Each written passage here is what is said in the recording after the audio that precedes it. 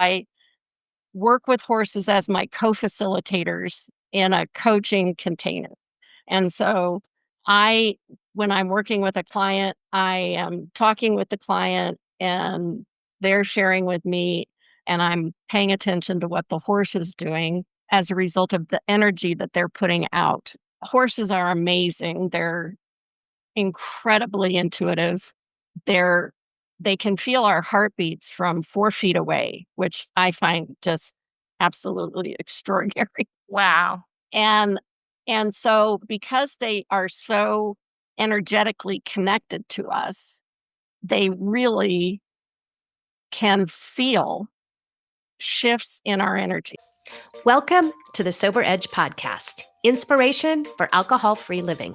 I'm your host, Teri Patterson, functional nutritionist and This Naked Mind senior coach.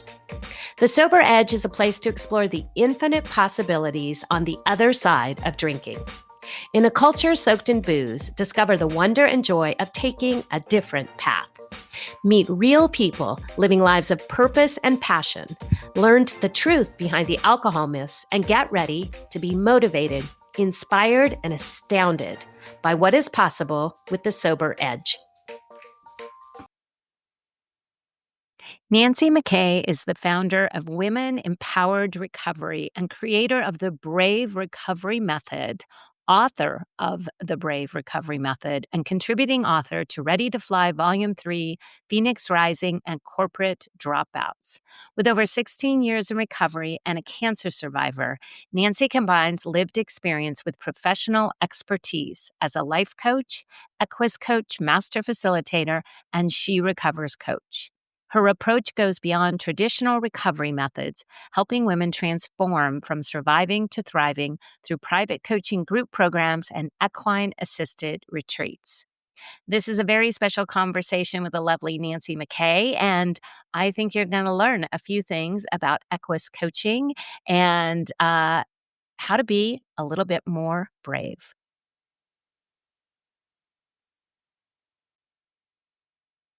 Well, hey, everyone. Welcome to another edition of the Sober Edge podcast. And you are in for a treat today because I have my friend Nancy McKay here.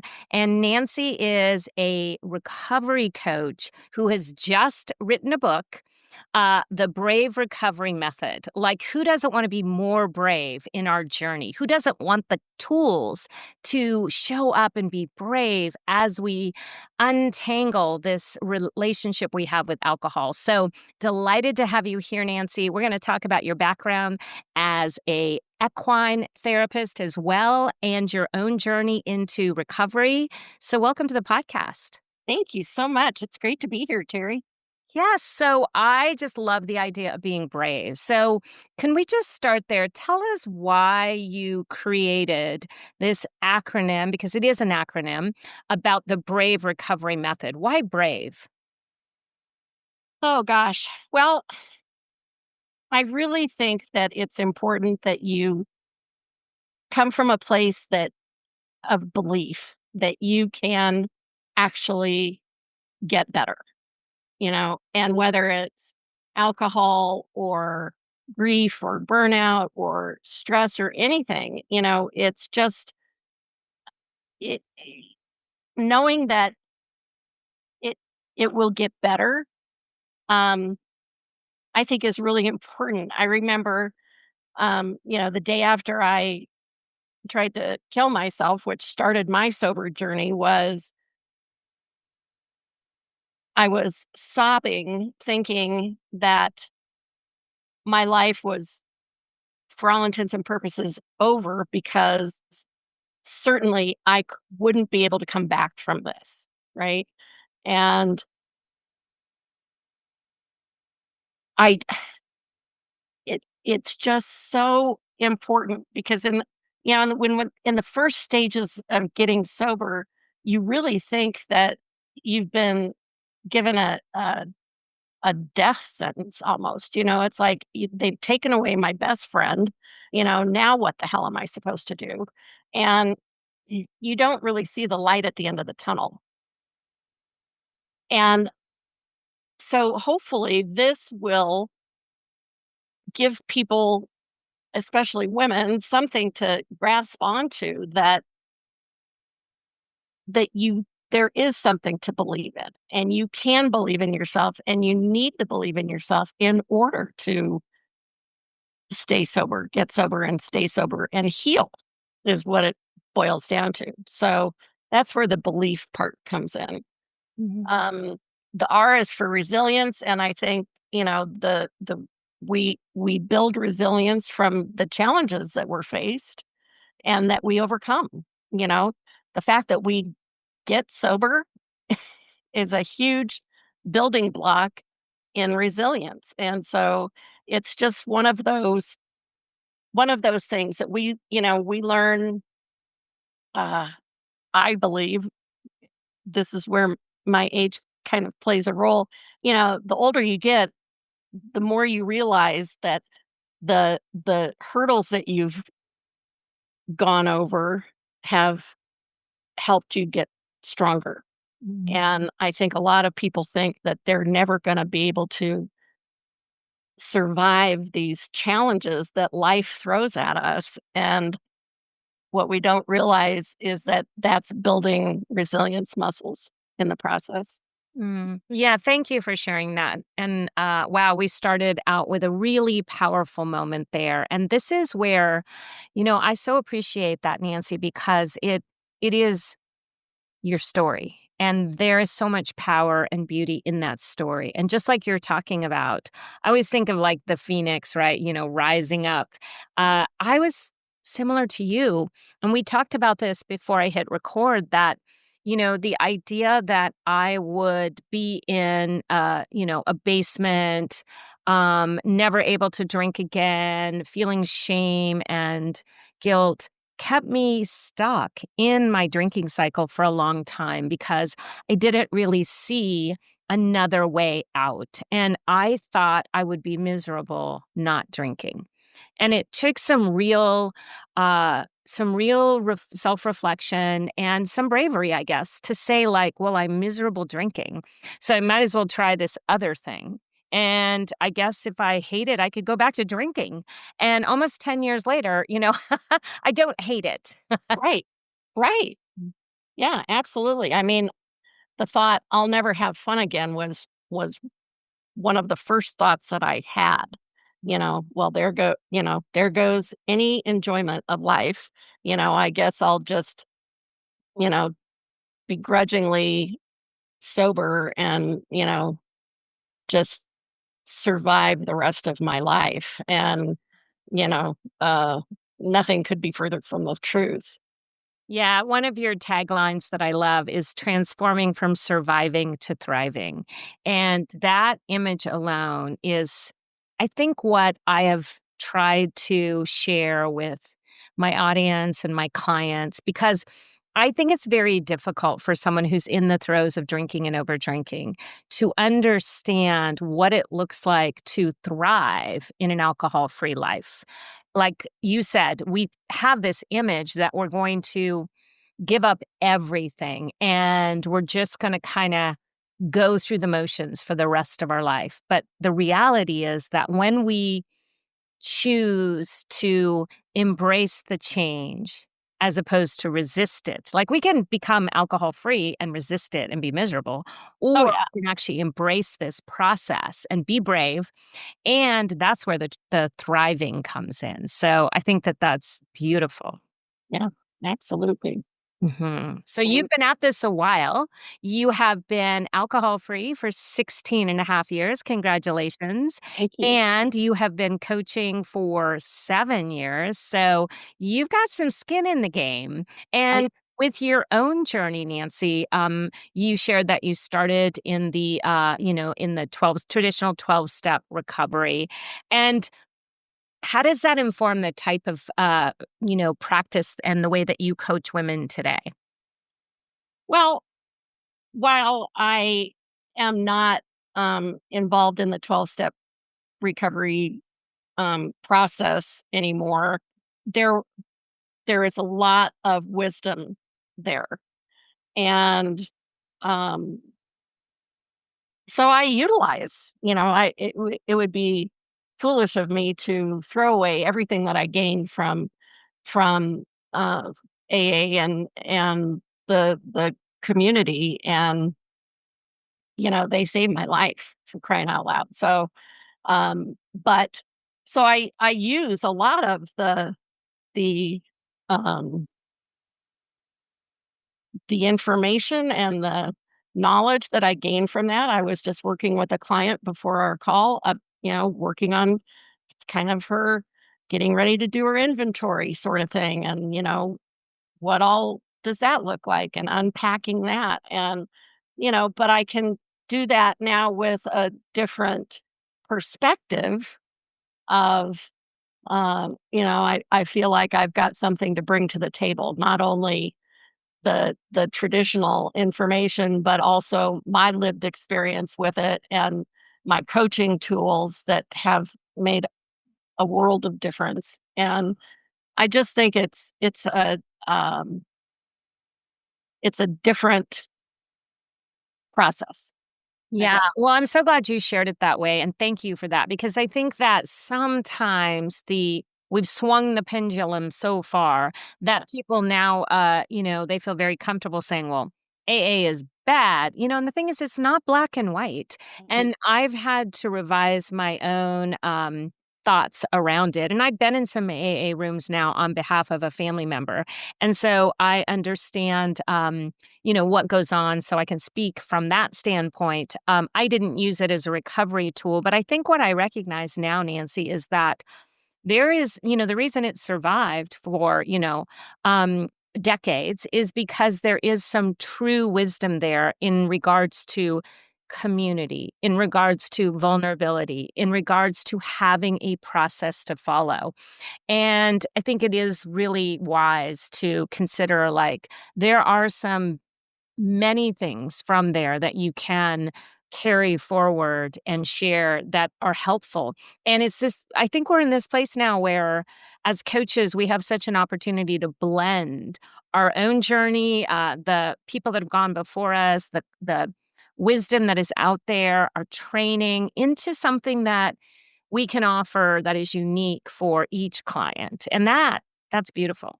Yeah, exactly. And one of the organizations that I do coaching for, as a volunteer, is She Recovers. Mhm. And their philosophy is we're all recovering from something, and no one way is the, cat's pajamas, so to speak. It's we all bring, we create this patchwork of different modalities and different philosophies, and no one not one of them is better than the other. It just but if we can blend more and, take what we like and from that one, and then take a little bit over here and take a little bit over here, then that's where it all comes together for me.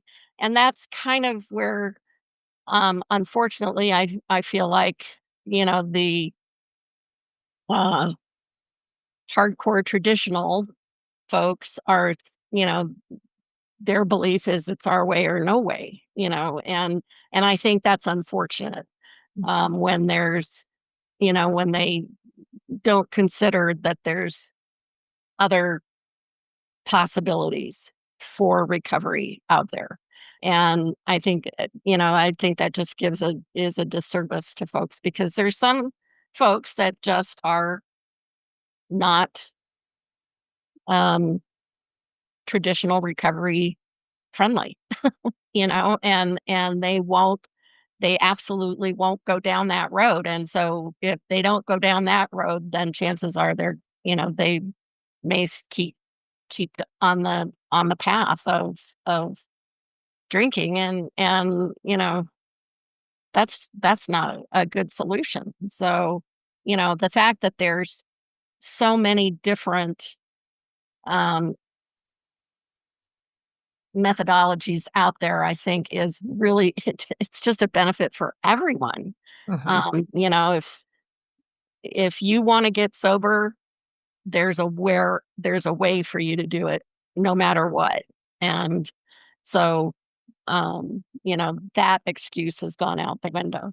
Yes, yes, I love that because I often tell my clients that there is an inexhaustible amount of tools to throw Absolutely. at this problem. So Right. if these 6 aren't working, there's 100 more. Yep. So like you said, we no longer have the excuse. In fact, we have this beautiful responsibility, to, take what is available and work out the best method for us. And you do something really unique in this world that I wanna talk about next, and that is equine therapy. So you are an Equus trainer. Am I saying that correct?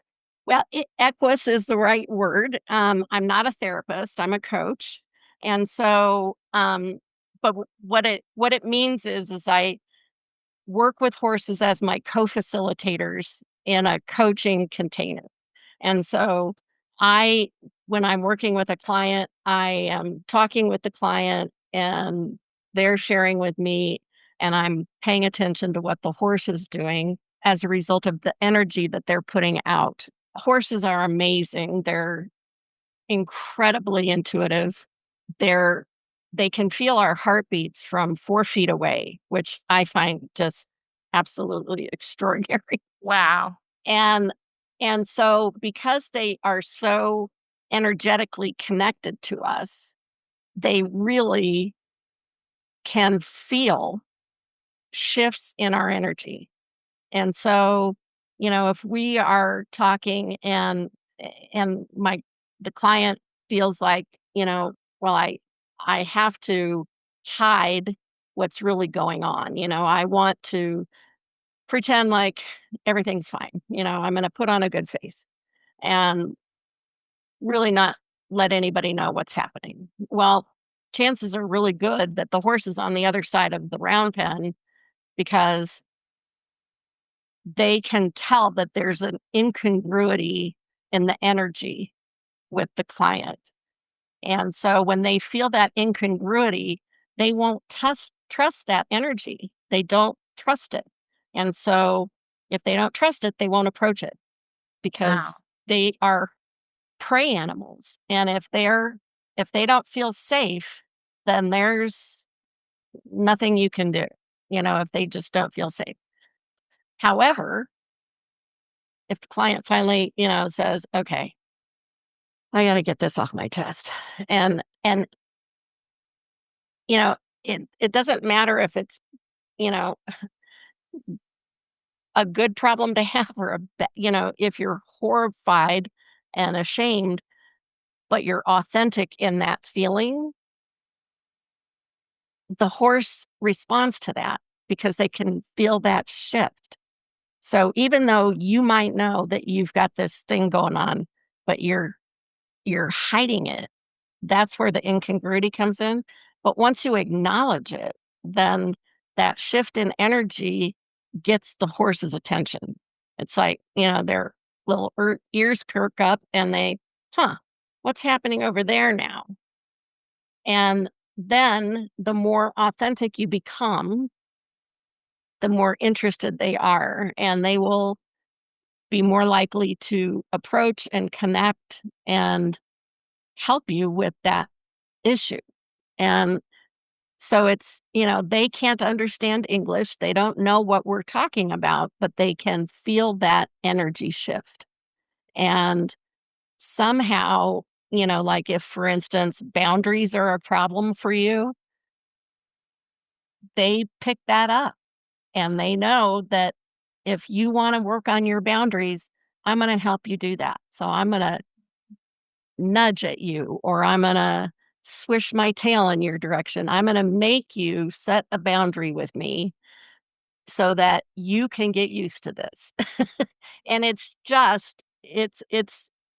I have a t-shirt. I have several t-shirts that say horses are magic. And that's my belief. I just think that because they're so intuitive and they pick up on our energy, they make great partners for Equus coaches and equine therapists and all the people who are lucky enough to work with them. I keep saying wow because, so I grew up, my dad was a Oklahoma rancher family, and so we had horses when I was growing up, Mm. and, he grew up with horses, and so we had a horse, and I had a terrible relationship with my horse, Nancy. I was teeny tiny, the horse was huge, I was nervous, I used to try to boss him around, and, so there was no, I'm sure he picked up on all my energy all the time, and it wasn't very positive when it came to riding. Then when I was a young adult and our girls were little, we got a horse, and that also was not a great relationship, and nothing to do with the horse at all, but my, engagement with the horse, my sense of safety. And so I'm curious if someone was to be interested in Equus coaching, uh, are they typically someone who loves horses, or are they just curious about how this modality might bring something different to their process? Well, both. I think the the best fit is someone who is curious about what they can learn from this. Um, it's interesting if people are horse people, if they've been around horses all their life and they think that well, I know all about horses. They're not going to teach me anything I don't already know, blah, blah, blah, right? Then that's a little more difficult, um, challenging client. I Mhm. should say, shouldn't say difficult, challenging. And that's a really good opportunity for me to maybe learn some horse stuff from the person, right? Yeah. Because I'm not going to let that opportunity go to waste.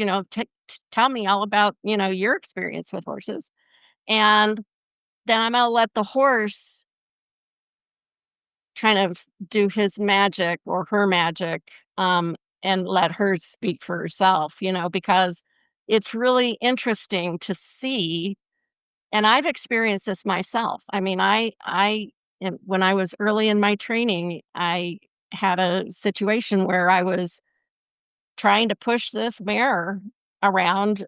She was trying to push me and I was pushing right back. And it's like, wait a minute, I'm 5 foot tall. She's 1,200 pounds. She's in heat and I'm trying to be the boss. Well, not so much, And I realized the next day that I owed her an apology because I was not doing anything to connect with her. I was just on task trying to get from point A to point B. Mhm. And the next day, I got an opportunity to work with her again. I apologized to her. I did, I just opened myself up. And honest to God, that horse would have jumped in my pocket if she could have. She followed me around the round pen for 15 minutes. She did whatever I asked her to do, and it was magic. It was magic. Beautiful, beautiful. So Wow. it's just extraordinary what you can learn. Um, I got real clear. Don't be don't be on task. Be yourself. Be open. Well, and I think that, what's so beautiful about that is what is often missing in people's recovery journey, is we're trying to force the issue. We're trying to set a timeline. We go in with expectations of how it's gonna look, and Yeah. here's what you shared there, that, being in connection with the other people that are in our world, and most importantly with ourself, takes dropping those expectations. It takes that shift in our mindset. It's that opening and that energy of expansion versus constriction. Yeah. And I can see from what you're sharing how working with horses could help people understand that in an embodied level versus just a cognitive Right. place. Well, that's just it. You feel it you feel it on a cellular level. And it just is, it's extraordinary when a horse looks you in the eye and you can feel it down to your toes, something's going to shift. It's just, it's just magic, and I And just are wanna these yeah. I was gonna ask, are these specially trained horses? oh, no, mm-mm. Nope, nope. It's good to, kind of assess what the horse's personality is like, for instance, you would not want to work with a stallion with, the that would not be a good fit for anybody, Mm. um, if you're doing this kind of work. They're great in other areas, right? But, not in this particular space. Um, but I have had the pleasure of working with a Mustang. Um,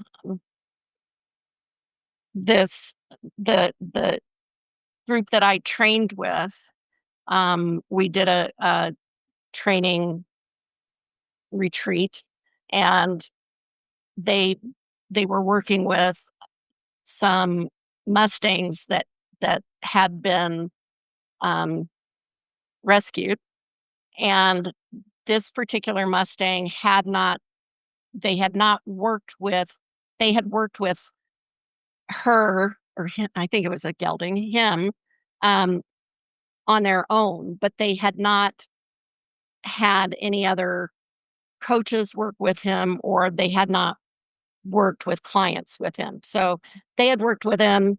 They'd gotten him used to, being with people, right? But and so I had the opportunity to be the first one to actually kind of be coached with him, and it was extraordinary. I mean, so yes, he had gotten used to being around people. He'd kind of passed the test that he had not the skill to be a partner, but he wouldn't get spooked by things, or, he kind of gotten vetted, so to speak. But they're not trained to be facilitators. There's nothing that you can do to train them to do this work. Um, and so, but it but they do need to have kind of a personality that's curious and um not dangerous. They're not going to get spooked easily. They're not going to, you know, trample somebody, which, horses generally won't, you know, they don't want to run over people, so they're not going to do anything like that unless they don't have a choice. And we always work with them at liberty so that they have a choice to participate or not. And Mhm. so and that's part of the magic, right? Is they can come up and chat and interact and be with us or not, and if there's food available, chances are really good that the food is gonna win, so Yes. it's just, it's one of those things, but no, they're not trained to do this kind of work. Yeah, and, maybe that was a silly question as you No, no, described it, no. but, curious about this Yeah, process. So what brought you into this? Were you always somebody who had an affinity for horses? Like, were you raised around horses? I was not. I've been on a handful of trail rides, and I experienced this. My former life, I was in the oil and gas industry, and I was in Santa Fe for a conference and looking for things to do, and looked at the Santa Fe magazine, and there was a woman that had an advertisement for her company called Equus. And I had heard, about working with horses. I watched the movie with Robert Redford, and uh, I was very intrigued, and I thought, okay, I want to try this. And so um, on my way out of town, I stopped and had a session with this woman, and it was extraordinary. This mare looked at me in the eye, and I got to spend several hours there, and had a donkey almost sit in my lap, and I mean, I was in heaven. And this mare looked me in the eye, and I felt it down to my toes, honestly. And I just knew that everything was gonna be okay, and that I was enough, and I didn't have to try so hard, and, I could be myself. sort of thing. So it was a very valuable experience for me. And then not too long after that, I had an opportunity to go to a retreat with horses. And um, at that point, I had started thinking about maybe I would like to learn how to do this more. And the following weekend, I was at a workshop with my life coach trainers, and they were also Equus Coach trainers. And I went to a Equus workshop with them, and I said, "Okay, I got to learn how to do this. Can I do this?" And they said, "Absolutely." And that's all it took, and at that point I was 62 or 3, and I thought, "Am I too old?" No, you're not too old. And, you know, that's another thing is, I didn't get sober until I was 52, and I survived cancer at 58. And, I just don't think that there's anything that you're too old to try if your heart's in the right place. Mm. And I knew that I wanted to do something that helped other people after what I had been through, and um, it just felt natural for me. Yeah. Well, a lot of my audience is midlife women or women even maybe traditionally a little past midlife. Although I think if we're going to live to be 110, 55 is midlife. Like, let's be real. And so I think that I have always felt like, yes, well, we can lead with curiosity and see if it turns into a passion. And I think what you shared there, thank you for that beautiful story of the evolution of why horses, because maybe it could have been something else, but Yeah, you were open to this transformation, this experience. And from that, this is the thing is that when we follow our curiosity, maybe it will become a passion. Maybe it'll be like, oh, I'm so glad I tried that. That was enough. yeah, And we sometimes limit ourselves with these limiting beliefs around age, or I've never worked with horses before. I'm not a horse person, so to speak, which is why I think it's fascinating. I didn't know the answer before I asked you. So yeah, I love that. And, it all speaks to this uh, self reflection that comes, I think, from no longer being in a relationship with alcohol or dysfunctional relationship with alcohol because again, it's hard for people to understand how much shifts when alcohol is out of the way. But without mhm, our mask and without stuffing our emotions and without pretending or numbing, we have a lot of opportunity to get to know us and what is for us. yeah, And your experience of becoming an Equus coach is just like such a cool example of that. And you've done a lot of things like you wrote your own book and you coach people and this is because I didn't become alcohol free. I have you beat. I waited till I was 55, Nancy. And so, but out of that, I have now my life looks completely different. Like yeah, I get to live and work in a space where I connect with people who are on this journey. I get to share my passion. I get to work, that beautiful confluence of being in flow and working toward what you love and making an impact and getting paid for it, creating this beautiful, energetic exchange. I mean, I was a personal development junkie and I dreamed of that, but now I live it. And right, that to me is the difference that is possible when we become brave, when we explore the opportunity to shift everything by giving up one thing. yeah, yeah. It's it's extraordinary.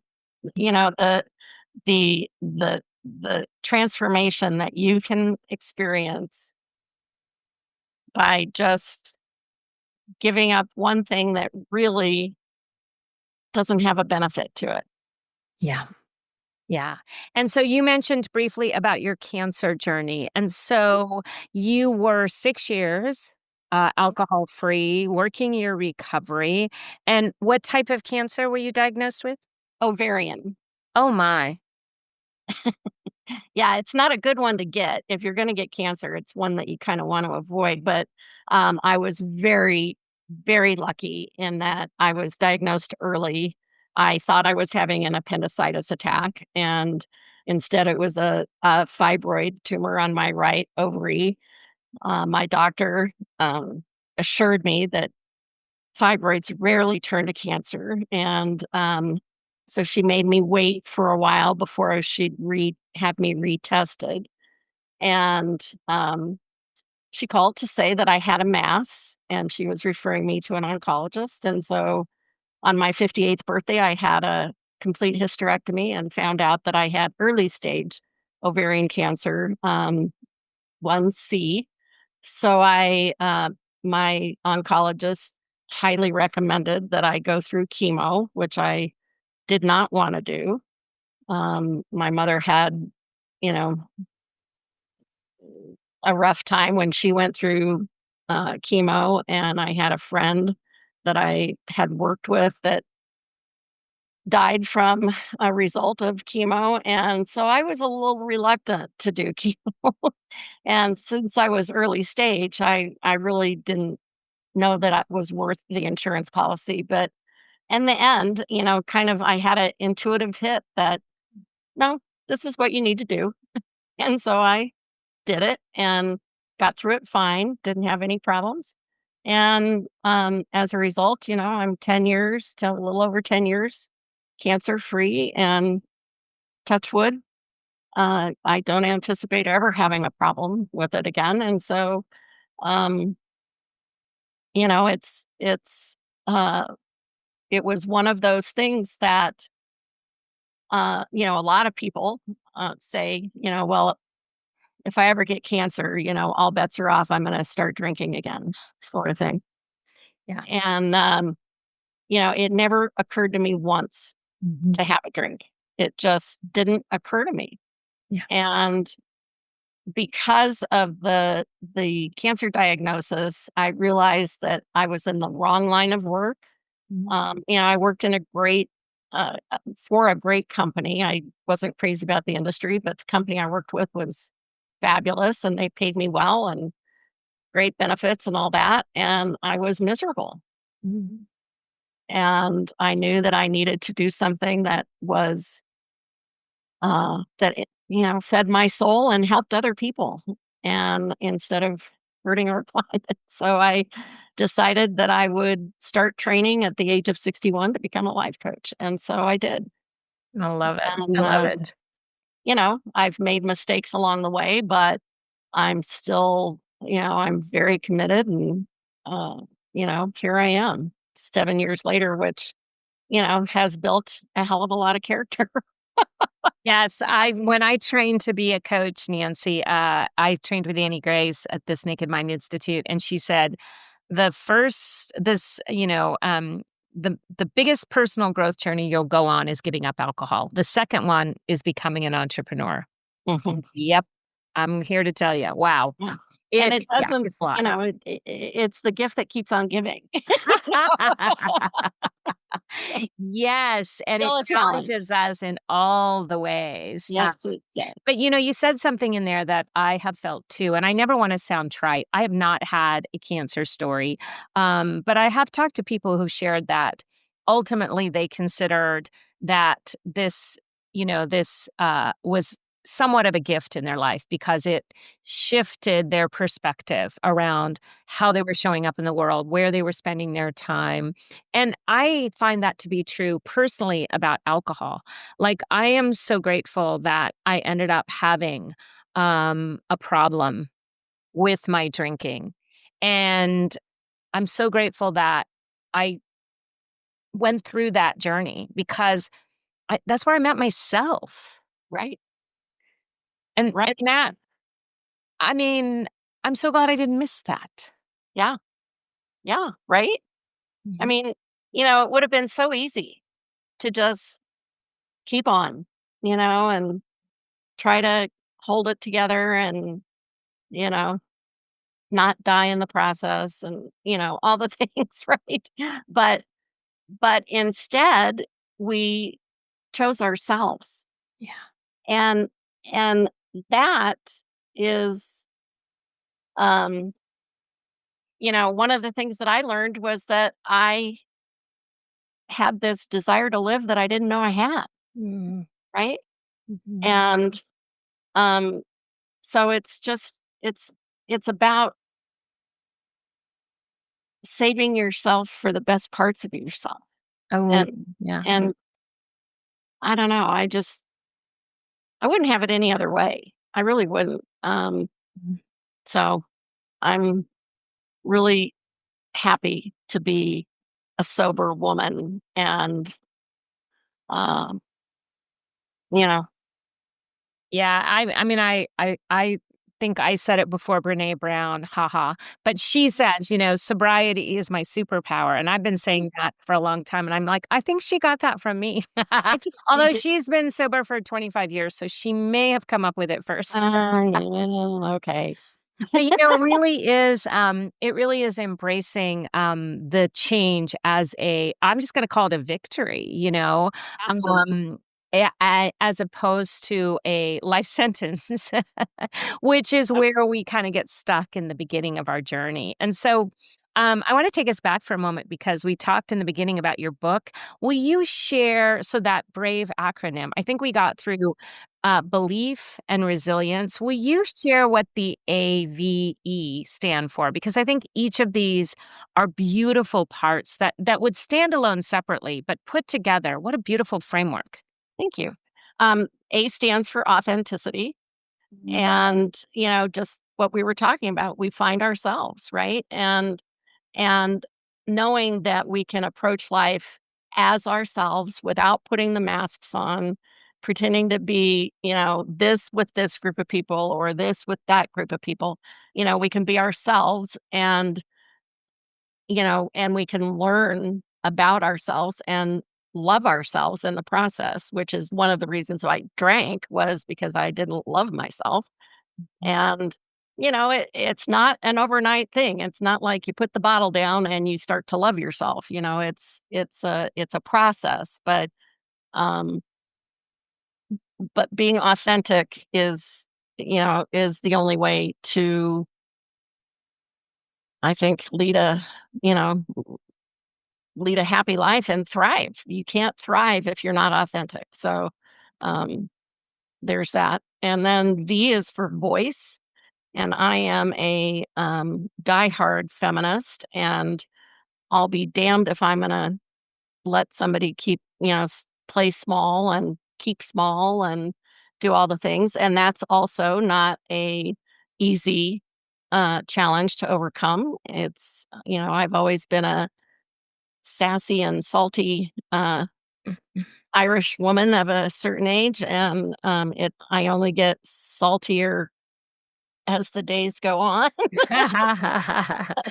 But, I tell it like it is. I don't, I try to be as, uh, you know, compassionate and loving to everyone, but I also, you know, call it like I see it. So it's important to have your voice. And E is for empowerment. And that's what happens as a result of all the things. And my goal is to help women become to find their own empowerment. I don't I have no intention of empowering women. I am helping women empower themselves. I think that's a distinction that I like to make because, you know, eh, I'm becoming more empowered by the day, but it's not because somebody, you know, hit me with a magic wand and said, "You are now empowered." It's something that I've worked on for years, and it's because of the work that women become empowered, and and that's what I want to inspire women to do is do the work and be authentic to yourself, to thine own self be true. And it's just life's too goddamn short. Yes. Do it any other way. Yeah. Life Um, Yes, and isn't it interesting that it took us into our 50s to realize that, oh, there's a different way, and I think there is certain beauty in, recognizing the wisdom that comes from this place of yes. having, some life in our years in our life, and there is a lot to be said about that. I follow, a lot of thought leaders around midlife because I think it is as I approach this, I like to always share what's coming up for me as part of my evolution as a coach, right? I mean, I Absolutely. think all of us, yeah, whatever experiences we have, we bring into our coaching. And so as I enter or as I enjoy midlife, I've already entered, I guess, Nancy, coming up on 65 here.